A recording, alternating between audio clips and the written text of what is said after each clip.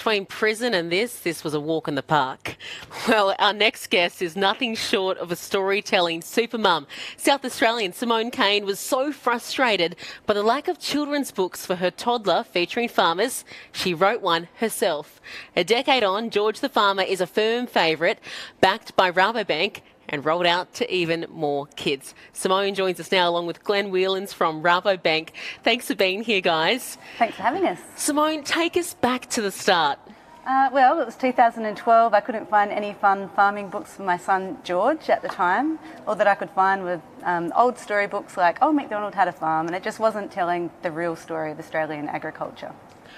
What was the, process of making that first book? Well, I've got a creative background, so graphic design, communications, writing, marketing, illustration, and so I worked with my business partner at the time to develop the first story. We launched that as an interactive story app. We received quite a lot of attention around that, and we were actually, from that attention, we were invited up to Beef in 2015, and that's where George made his first appearance. And so since then it's really grown into this whole educational platform. So we have 13 picture storybooks now, 5 baby board books, paddock to plate videos that are available on the ABC and our YouTube channel. So we go out and we investigate how food and fibre is really grown with real life farmers. They even get involved into a bit of dancing with George and I, and and then we've also got performances that we do right around Australia, like here at Beef, and free curriculum educators guides that teachers can use in the classroom, and they've helped to date teach over 600,000 children where food and fibre comes from. 6,000, it is huge. 600,000. 600,000, Yeah. brother, that is huge. Yeah. I do want to get George to give us a bit of a wave. George is here in the studio. Big old wave. Yeah. We'll just get the camera to pick you up, Andrew. Unfortunately, George has lost his voice. He's been yelling at the sheep before we came down, so I get to speak for him. Oh, here we go, George. You can wave.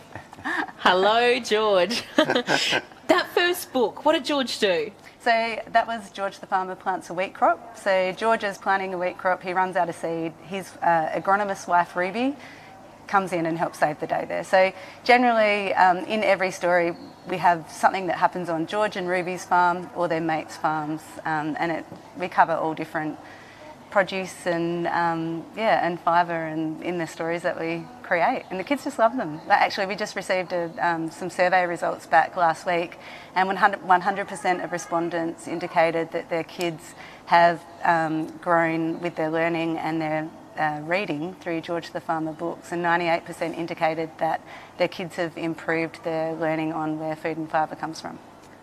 Are you surprised by how big it has gotten? Yeah, definitely. Like, I really just thought when we launched it as an interactive story app, it was just going to sit in the background of our creative agency, but now George is, my whole world. The creative agency's gone, and I just concentrate on everything George, which I love. It's so much fun. Glenn, why do you think there aren't many books about ag about?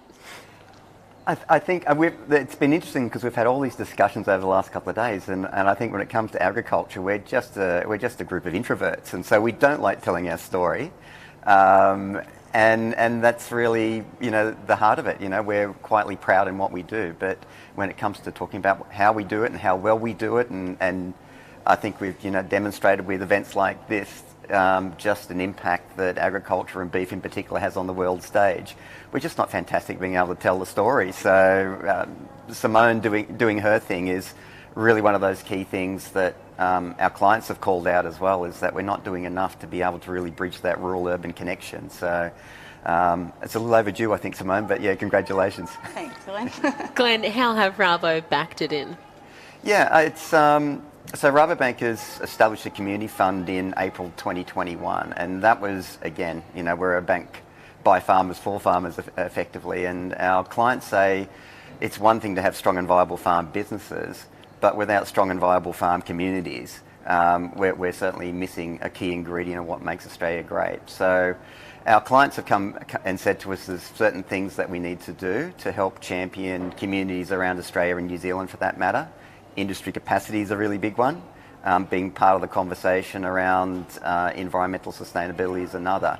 But that rural and urban connection and telling our story so that our future generations really understand that milk doesn't come from a carton, but it actually comes from cows, and the passion that goes into that is super important. So Through our community fund, we've been supporting a number of great initiatives around the country. We supported around 66 initiatives last year, and providing funding for Simone's been a really key part of that, and she's been awesome in attending a whole bunch of our events. We wheel her out to a lot of things over the past couple of years, but it's been it's just been tremendous to see how it's been growing.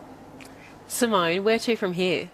What's the Well- ultimate goal? Well, I want George to be basically the global ambassador of agriculture. So The Bluey of Ag. yeah, exactly. Yeah, like we have so many touch points for kids that for every type of learner. From our music, we've got music that we can stream on whatever platform. We've got all our videos. Hopefully, we'll go into animation one day. All of our picture storybooks, our educational resources. So there's so many different touch points that kids can connect with.